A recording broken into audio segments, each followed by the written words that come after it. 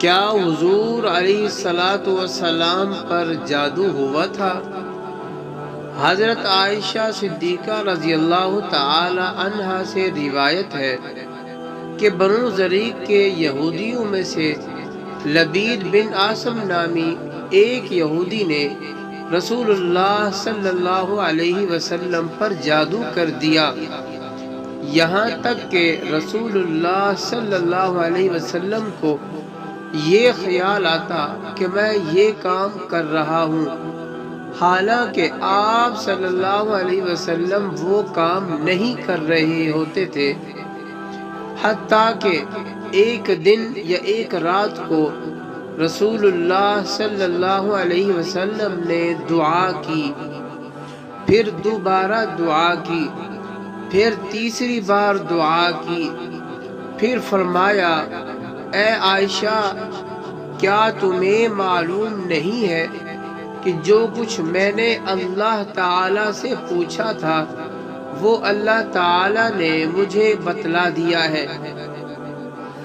میرے پاس دو آدمی آئے، ان میں سے ایک میرے سرہانے بیٹھ گیا اور دوسرا میرے پیروں کی جانب بیٹھ گیا۔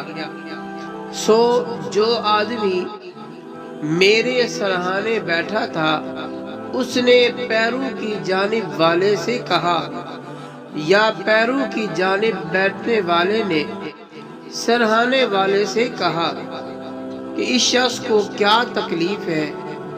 دوسرے نے کہا، ان پر جادو کیا گیا ہے۔ پہلے نے کہا، کس نے جادو کیا ہے؟ دوسرے نے کہا، لبید بن عاصم نے۔ پہلے نے کہا، کس چیز میں جادو کیا ہے؟ دوسرے نے کہا، کنگھی میں اور کنگھی سے جھڑنے والے بالوں میں، اور کہا، تر کھجور کے خوشہ کے غلاف میں۔ پہلے نے کہا، یہ چیزیں کہاں ہیں؟ دوسرے نے کہا، ذی اروان کے کنویں میں۔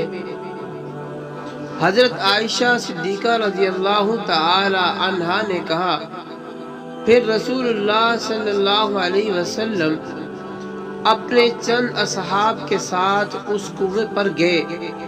پھر آپ صلی اللہ علیہ وسلم نے فرمایا، اے عائشہ، اللہ کی قسم، اس کنویں کا پانی مہندی کے پانی کی طرح تھا، اور وہاں کھجور کے درخت شیاطین کے سر کی طرح تھے۔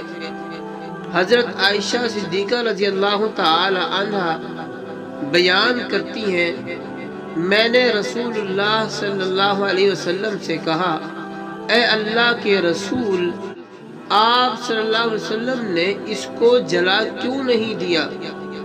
آپ صلی اللہ علیہ وسلم نے فرمایا، نہیں، اللہ تعالی نے مجھے اچھا کر دیا ہے، اور میں لوگوں میں فساد بھڑکانے کو برا سمجھتا ہوں، اس لیے میں نے اس کو دفن کرنے کا حکم دے دیا۔